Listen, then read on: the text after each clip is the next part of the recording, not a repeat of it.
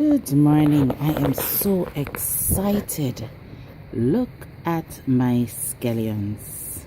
They are all springing forth and growing tall. If I really wanted right now to season some meat, I really could do that. I could just pick off from this and go cook. So it's progress. Scallions are growing, and there you see that small shoot that was from the onion. The scallion and the onion is one of them the same, but this was directly from an onion that I had put in, and so it's springing out now finally.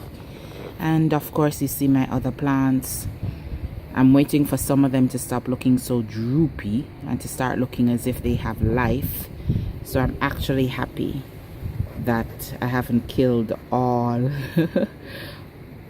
all of my plants. As you can see, that one is a sad looking one.